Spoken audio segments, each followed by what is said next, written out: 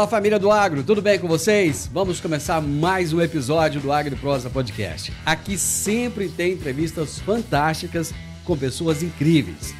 Temos também o canal AgriProsa no YouTube. Que tal dar uma passadinha por lá e assistir as entrevistas que você ouve por aqui? E se você achar que vale a pena, vai lá, se inscreve no canal. O like eu tenho certeza que você vai deixar por lá, né? E se você conhecer alguém que possa se interessar por algum dos assuntos dos vídeos, então compartilha. Simbora então para mais um AgriProsa Podcast. Antes de começar a nossa entrevista de hoje, eu vou trazer o recado do nosso patrocinador aqui no AgriProsa Podcast. Você está procurando a fazenda dos seus sonhos ou o lugar ideal para expandir os seus negócios no campo? A Rural Urbano Imóveis é a sua melhor escolha em todo o Brasil. Com uma equipe de profissionais altamente qualificados e especializados, a Rural Urbano Imóveis oferece as melhores opções em compra, venda e arrendamento de fazendas. Aqui, cada cliente recebe suporte personalizado para encontrar a propriedade perfeita, com toda a segurança e eficiência que você merece. Não perca mais tempo. Contate hoje mesmo a Rural Urbano Imóveis pelo WhatsApp 64 992 48 27 94 e dê o primeiro passo em direção ao sucesso no agronegócio. Rural Urbano Imóveis, conectando você ao futuro do campo. O meu entrevistado de hoje é Hélio Jove Vieira Júnior, que é engenheiro ambiental e é especialista em direito ambiental. E o tema da nossa entrevista será regularização ambiental da propriedade rural. Hélio Jove, seja muito bem-vindo, meu amigo. Ô, meu amigo divino, eu que agradeço a oportunidade de estar aqui com você, que é uma pessoa aí conhecida no meio rural, que leva o conhecimento para o produtor, e eu sou apaixonado em levar o conhecimento da legislação ambiental. Quero te explicar para vocês aqui, durante esse programa, os detalhes para o produtor deixar a sua propriedade de acordo com a legislação ambiental. Conta pra gente como é que começou essa paixão, Hélio. Vamos lá, olha só, era 2003, eu com 21 anos, no 5º período de Direito, fazia estágio na Agência Ambiental de Goiás, que hoje é a SEMAD, e ali eu percebi a oportunidade de criar, de abrir a empresa de consultoria ambiental, que é a Suprema Ambiental, que agora, dia 21 de março de 2023, faz 24 no caso, vai fazer 21 anos. Eu sou formado em Direito, também sou engenheiro ambiental, especialista em Direito Ambiental e Agrário, e hoje nós temos clientes em 18 estados do Brasil, nós temos 70 colaboradores, e por dominar a legislação ambiental, a gente presta consultoria ambiental tanto para a indústria, para a mineração e também para o agronegócio. Então, isso começou há 21 anos atrás, quando eu tinha 21 anos. Você é mais engenheiro ou mais advogado? Na verdade, Divino, eu nem sei qual foi o motivo que eu fiz o direito. Por quê? No direito, muitas vezes, o advogado ele quer protelar as coisas, deixar para depois, é subjetivo. E eu sou matemático no sangue. Então, assim, foi uma coisa de Deus mesmo na minha vida para aprender a legislação ambiental, mas eu sou mesmo matemático, engenheiro e gosto de resolver as situações na parte administrativa para, inclusive, não precisar do judiciário. Tá certo. Ô Hélio, brincadeiras à parte, mas vamos falar um pouquinho das questões ambientais. O Brasil, ele é um país que ele tem muita legislação e muitas exigências nas questões ambientais. E no agronegócio não é diferente, né? Com certeza. Mas eu sempre falo também, Divino, o seguinte, vou detalhar sobre essa questão das legislações, mas o que a gente tem que frisar, e isso tem que chegar a mais pessoas, é que o agronegócio brasileiro é o mais sustentável do mundo e mesmo com tantas normas e legislação, conforme você disse, realmente são dezenas de normas. O produtor, a gente fala que ele é um herói porque ele tem que produzir e tem que cumprir essa legislação ambiental por vários motivos. Primeiro, para deixar um legado que a propriedade dele, ele sabe que o solo é o bem mais caro que ele tem que proteger isso. E também as questões ambientais, ele tem que proteger as nascentes, proteger o cerrado, e isso, com certeza, traz várias situações que agrega, quando ele faz isso, até o produto que ele produz ali na sua propriedade. Hélio, vamos começar falando do CAR, que é o Cadastro Ambiental Rural. Por que ainda tem tanta gente que não conseguiu regularizar a situação do CAR? Na verdade, eu penso que vai demorar ainda de 20 a 50 anos da forma que está hoje para regularizar. Por quê? Que isso, hein? Exatamente, porque isso começou em 2012. Ainda não analisaram nem 5% das propriedades. Então, se eles não mudarem, colocar uma inteligência artificial, mudar a forma de analisar esses CAR, vai demorar muitos anos. Mesmo que o Código Florestal, ele é bem claro numa situação seguinte: a partir do momento que o produtor ele faz o cadastro, ele não pode ter restrição de direito, a não ser se tiver com pendência. Então, hoje, a análise de CAR ela é muito complexa. Você imagina só, acredite se quiser, todos os CAR do Brasil estão em 2 computadores lá no Ministério do Meio Ambiente, de vez em quando eles passam para o Ministério da Agricultura, depende do governo, e se isso der um problema, você perde todos os dados. Então, a maioria dos estados está fazendo o quê? Está criando o seu próprio sistema, que Goiás é um deles que vai começar isso a partir de 2024, e outros estados como Mato Grosso, Pará, Mato Grosso do Sul, Santa Catarina já tem o seu, porque é muito frágil a forma que é armazenado esses dados do CAR hoje. Então, assim, como tem essa situação de não ter restrição de direito, ainda não está sendo muito fiscalizado. Mas, cada 10 CAR, Divino, que a gente recebe aqui na empresa, 8 está errado. Por que isso?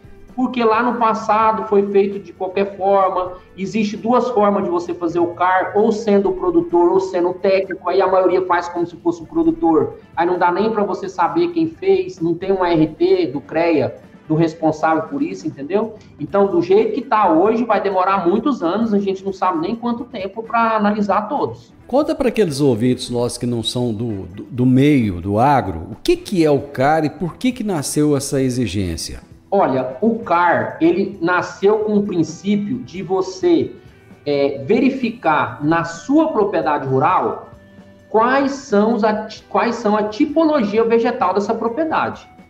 Qual que é o cerrado, o que é a área consolidada, ou aquela que já foi desmatada antes de 22 de 7 de 2008, ou área que é reserva legal ou área de preservação permanente. Então, é para definir a tipologia vegetal. E dependendo de cada estado e a tipologia, se é cerrado, se é Amazônia, aí você vai ter que ter 20% de reserva legal da área, ou 35%, ou 80%. Isso vai depender se está no Cerrado ou se chega até na Amazônia. Então, o objetivo do CAR é, primeiro, essa questão de preservação para ter uma porcentagem de reserva legal. Segundo, proteger as nascentes através das áreas de preservação permanente. Não só nascente, cursos hídricos. E o terceiro é saber o que é a área de uso alternativo do solo, que são aquelas que podem ser economicamente exploradas. Mas, na verdade, o principal motivo que foi gerado o CAR é para o órgão ambiental, o poder público, fiscalizar o produtor, porque quando você faz um CAR, hoje é muito simples, menos de 5 minutos, a gente fica sabendo de tudo de uma propriedade.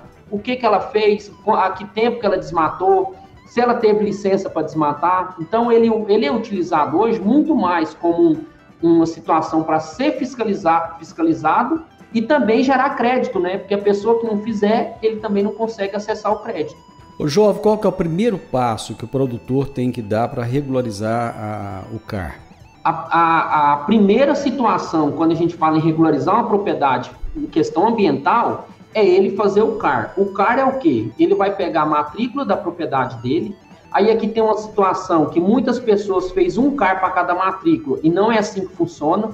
Quando você tem o CAR, a matrícula contínua, mais de uma, no nome do mesmo proprietário, pelo Estatuto da Terra, isso é uma propriedade só. Então, ele tem que fazer um CAR apenas para todas.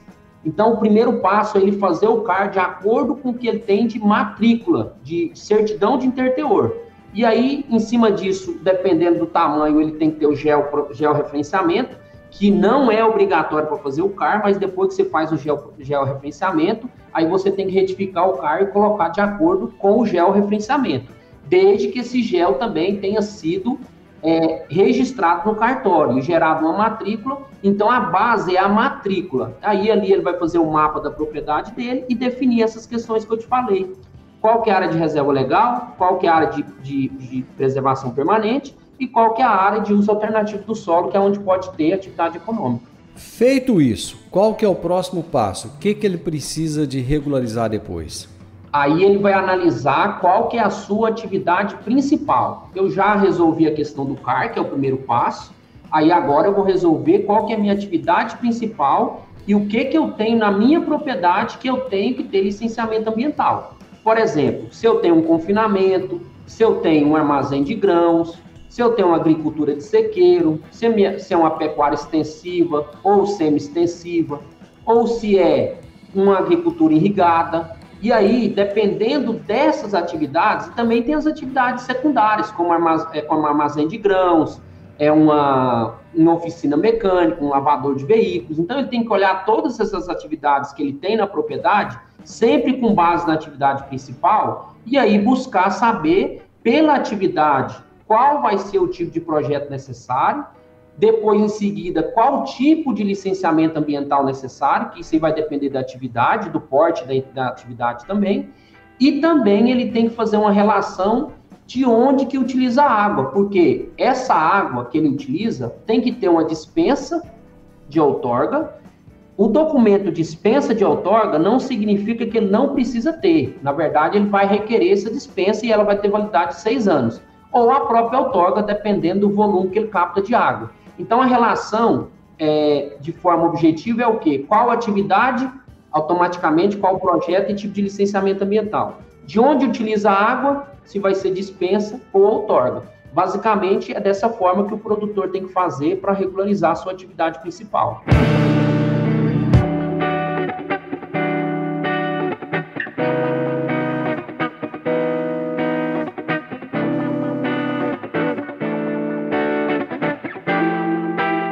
Hoje eu estou entrevistando o engenheiro ambiental Hélio Jove Vieira Júnior. Estamos falando a respeito de regularização ambiental da propriedade rural. Nessa regularização da atividade principal, ele vai ter que contratar alguém para fazer isso? Porque pelo que você está falando aí, parece que o buraco é mais embaixo, a coisa mais complexa do que... Porque tudo assim, parece que é tão simples, né? Mas na hora de fazer parece que complica tanto. Na verdade, Divino, eu sempre falo o seguinte, quando escutar a palavra licenciamento ambiental, entenda complexidade. É muito complexo, eu vivo isso aqui há 21 anos, toda semana, todo mês tem uma lei nova. E eles têm mais um detalhe, eles mudam a legislação assim, hoje estava dessa forma, amanhã já não é mais. E aí a pessoa, por 2 princípios, que é princípio da coletividade e direito ambiental, não existe direito adquirido. Quando muda uma norma, automaticamente você tem que seguir a partir daquele dia. Não é porque eu fazia no passado daquela forma, eu vou continuar fazendo. Não existe direito adquirido e tem o direito à coletividade. Então mudou hoje. O prazo que a legislação der para o produtor, ele já tem que adequar. Então é bem complexo. Ele regularizou essa questão da atividade principal e secundária. De quanto tempo depois ele vai ter que rever isso? Ou não? Feito uma vez, está feito para sempre, pronto, acabou?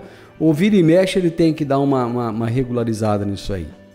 Eu também sempre falo o seguinte, a brincadeira começa quando a licença ambiental é liberada. Sabe por que quem não sabe brincar não desce pro play, né?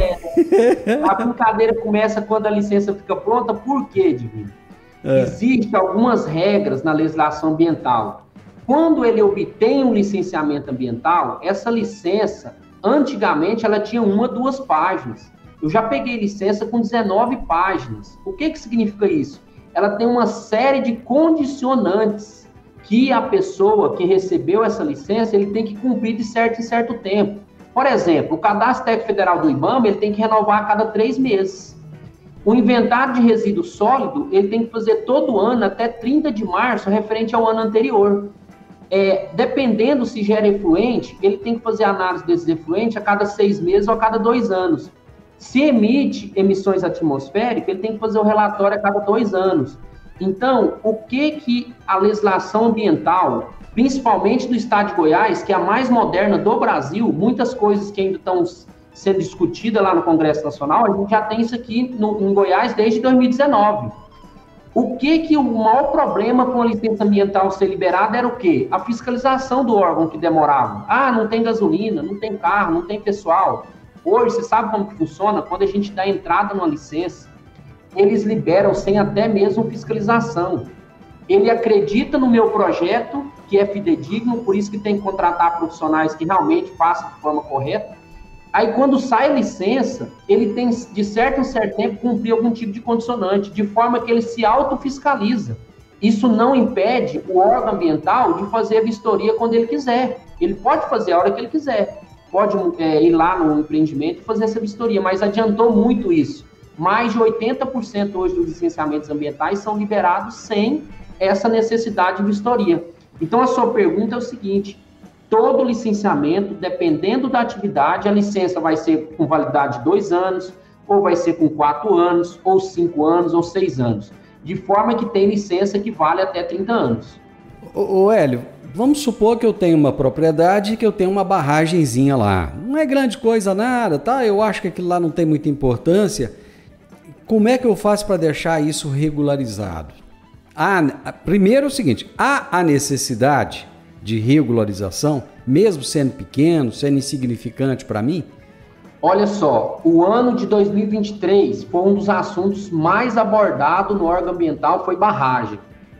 Isso porque em 2020 teve 9 barragens em Goiás que estourou, e algumas de grande porte. Então isso teve uma repercussão grande, principalmente quando estourou aquela barragem lá de Minas Gerais, em Mariana. Que lá é uma barragem de minério, é bem diferente das nossas aqui, que as nossas é de água. Mas o nome barragem deu uma repercussão grande. Como existe uma lei de segurança de barragem que enquadra tanto quando é de resíduo, de mineração, quando é de água, e isso não estava sendo aplicado, começou a ser aplicado. E em Goiás já foi prorrogado pela 3ª vez. Primeiro deram um prazo para fazer o cadastro até 30 de dezembro de 2020, depois passou para 26 de fevereiro de 2023, depois prorrogou para 30 de outubro de 2023, então é a 4ª prorrogação, e eu penso que é a última. Então, como que funciona? Lembra que eu falei agorinha que a legislação muda? Lembro. Do nada, assim, de repente muda as formas de exigir? Se eu estivesse dando essa entrevista aqui para o seu programa, no ano passado, eu ia falar de uma forma. Como em 26 de dezembro, 20 de dezembro, o governador, ele publicou um decreto, mudou tudo. Então, como que é? Barragem até 1,2 hectare, ou seja, 12 mil metros quadrados, não há necessidade mais de licenciamento ambiental e não há necessidade mais de outorga. Isso em 2023 não era essa regra, mudou tem menos de um mês. Então, hoje, o produtor que tem aquelas barraginhas pequenininhas, se for menos de 1,2 hectare, ele não tem que fazer o licenciamento ambiental mais. Outra situação que mudou também. No passado, você somava todas as barragens de uma propriedade e fazia um licenciamento ambiental apenas. Agora, a outorga era uma para cada. Agora mudou. Se a barragem for acima de 1,2 hectare, ele continua precisando de uma outorga de uso da água para armazenar essa água para cada, só que o licenciamento ambiental vai ser um para cada barragem também. Então, não é mais o somatório de todas que faz apenas um licenciamento. E aquele produtor que quer fazer irrigação na sua propriedade? Quais são as exigências? Aí a irrigação tem um detalhe diferente. Como que funciona a outorga de uso da água? Quando que é necessária essa outorga? Quando você utiliza água que não é da rede pública. Então, na zona rural, você não vai usar água da rede pública, certo? Então, automaticamente, você vai ter que ter ou a dispensa, depende da vazão captada, ou a própria outorga. Quando a gente fala de irrigação, a gente tem que analisar de onde que é a fonte de água. Essa fonte de água vai ser de uma barragem? Se for de uma barragem, você tem que ter a outorga da barragem, a licença da barragem, a outorga para captar água para irrigação e o licenciamento ambiental da área irrigada. Então, você tem que ter 4 documentos. Quando você capta direto no curso hídrico, ou no rio, ou numa nascente, ou num córrego, aí basta você ter a outorga de captação, que é o bombeamento, e a licença ambiental da irrigação. Então, todas as vezes que tem irrigação, você tem que ter a outorga de onde você capta e também o licenciamento ambiental dessa área irrigada. Independente do tamanho? Independente do tamanho, exatamente.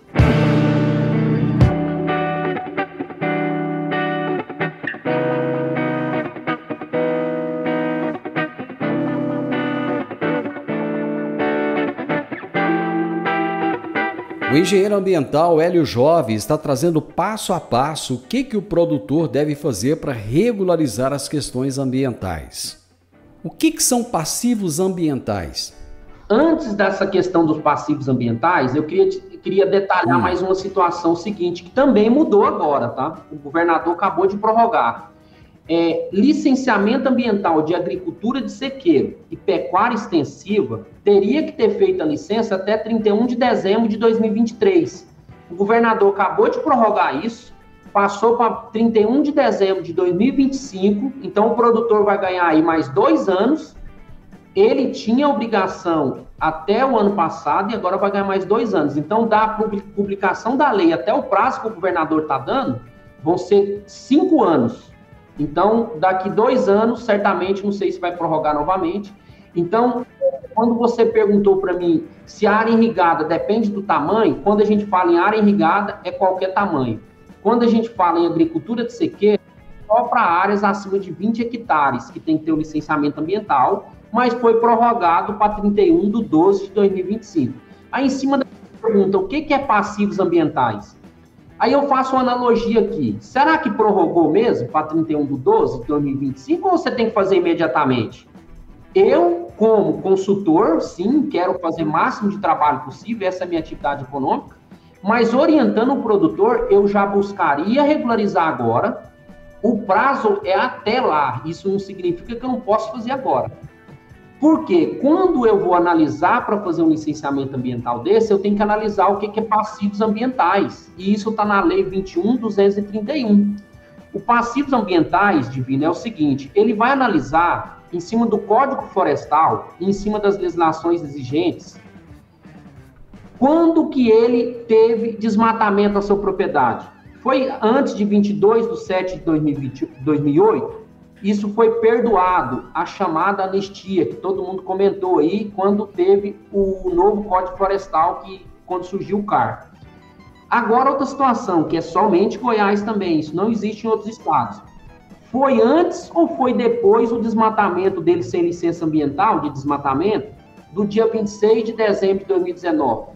Porque se foi antes, essa Lei 21.231, ela diz o seguinte, se a atividade for para agricultura ou pecuária, você não precisa reparar o dano, desde que não seja área de reserva permanente, área de preservação permanente ou reserva legal. Porque essas duas você é obrigado a recuperar a própria área. A reserva legal você ainda pode fazer um remanejamento, desde que tenha ganho ambiental. Agora, a APP não. Agora, se a área de uso alternativo do solo, ou seja, vai ser uma pecuária ou uma agricultura, ele não tem que reparar o dano. Então, ele vai ser multado em R$1.000 por hectare, consegue 60% de desconto, ele não tem que reparar o dano. Se foi antes de 26 de dezembro de 2019. Agora, se foi depois, aí ele tem que reparar o dano em 2:1. Se ele desmatou 1 hectare sem licença, ele tem que recuperar 2. Ou a própria área mais 1, ou 2 e ele continua com a atividade da sua área. Então, a Lei de Passivos Ambientais de Goiás, ela veio para o produtor conseguir regularizar sua propriedade e ter um dispositivo que ele faz isso, da entrada junto ao órgão ambiental e o órgão ambiental vai analisar. Ô, Jova, às vezes a pessoa fala assim, eu tenho 5 árvores ali que estão me atrapalhando, mas são só 5. Eu vou ali, tiro aquelas árvores, ninguém vai ficar sabendo, ninguém vai ver e pronto, fica por isso mesmo. É fácil assim? De jeito nenhum. Eu já tive um caso aqui de uma multa de 800 metros quadrados. Imagina só, 800 metros quadrados. Como que funciona? Existe também uma situação, principalmente o produtor, quando ele quer transformar a sua propriedade de pecuária em agricultura. Agricultor não quer aquelas árvores atrapalhando ali, fazer as pulverizações e o plantio e tudo mais. Então, independente da quantidade de árvores, se for uma árvore e se for uma área que já foi pastagem e no máximo 30 árvores por hectare, ele tem que tirar uma licença de exploração florestal que chama licença de corte de árvores isoladas. Então, desde que... E outro detalhe também, isso é se for espécie nativa do cerrado. Se for frutífera, por exemplo, como manga, abacate, goiaba, esse tipo de espécie não tem que ter licença ambiental, é permitido o corte.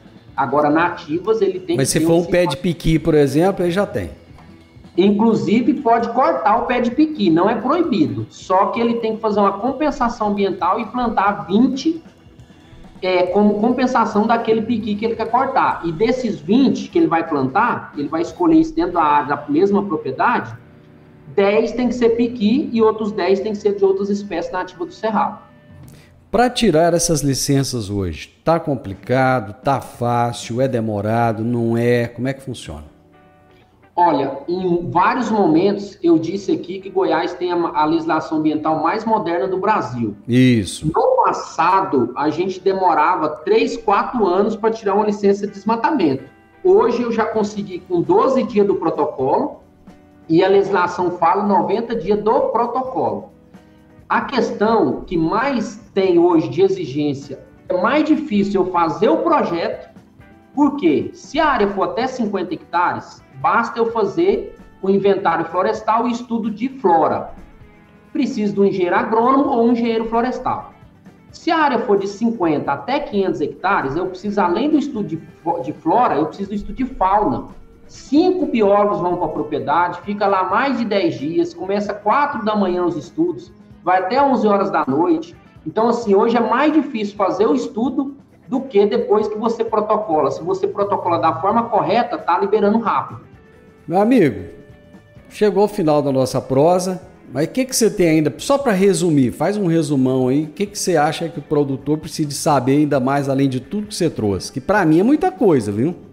É o seguinte, resumindo, primeiro, verificar como está seu par, depois qual que é a sua atividade principal, de onde que você utiliza a água, e por último, ou antes de tudo isso, você tem que verificar qual que é o seu passivo ambiental. Hoje, não existe agronegócio sem resolver as questões ambientais. A porteira para dentro, o produtor ele é muito profissional na produção. Não existe tanto profissionalismo que o produtor rural brasileiro tem dentro da porteira para dentro. E ele não consegue hoje produzir se ele não seguir as legislações ambientais. Porque quando a gente começou o programa, você falou que tem várias leis, e tem mesmo, e muito complexo. Então, o produtor, ele já deu um passo muito grande, ele tem essa consciência, ele tem essa questão que ele tem que cumprir a legislação para o negócio dele ficar viável e cumprir a legislação, proteger o meio ambiente para as nossas gerações futuras. Então, assim, uma situação que a gente tem que deixar bem claro, agrotóxicos, poluir o solo é caro. O produtor sabe que o maior bem que ele tem é o solo dele. Então, ele mesmo não vai fazer isso. E, ao mesmo tempo, ele tem que cumprir essa legislação ambiental, que é muito pesada, que é uma multa ambiental de 5 mil a 50 milhões. Então, é bem pesado. Então, o que eu quero deixar aqui, frisar bastante, que independente de tanta pressão que o produtor rural brasileiro tem, de cumprir a legislação ambiental, mesmo assim, ele é o produtor que mais produz e nós temos o agronegócio mais sustentável, mesmo com tanta dificuldade da legislação ambiental. Onde é que o nosso ouvinte, nosso espectador te acha? Se quiser saber mais informações. Olha só, eu falo que eu sou online. Se eles colocar meu nome lá no Google e o nome da minha empresa, que é Suprema Ambiental, a primeira coisa que vai aparecer é meu WhatsApp. Eu tenho um Instagram também, que é meu nome, @HélioJó, e meu WhatsApp, basta procurar pelo meu nome aí no Google, que vai achar, que vai encontrar meu nome. Eu amo fazer isso, eu gosto de explicar a situação ambiental para o produtor. Porque resolvendo a questão ambiental, a atividade dele vai continuar. E eu tenho comigo que eu preciso trabalhar para o Brasil ficar no mínimo entre as 3 maiores potências do mundo.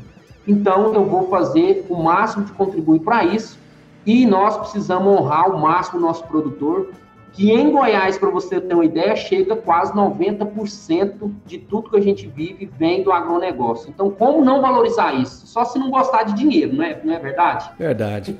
Meu amigo, um abraço para você. Até a próxima. Eu que agradeço. Grande abraço. Obrigado pela oportunidade. Eu conversei com o Hélio Jovem Vieira Júnior, engenheiro ambiental, apaixonado no que faz. O homem gosta demais. Ele é especialista em direito ambiental. E nós falamos sobre o seguinte tema: regularização ambiental da propriedade rural. O podcast Agro e Prosa tem o objetivo de falar do agronegócio de forma fácil, simples e descomplicada. Diariamente conversamos com os maiores atores do agro e abordamos os mais diversos assuntos de interesse de produtores rurais, técnicos, pesquisadores, profissionais da área e simpatizantes do agronegócio.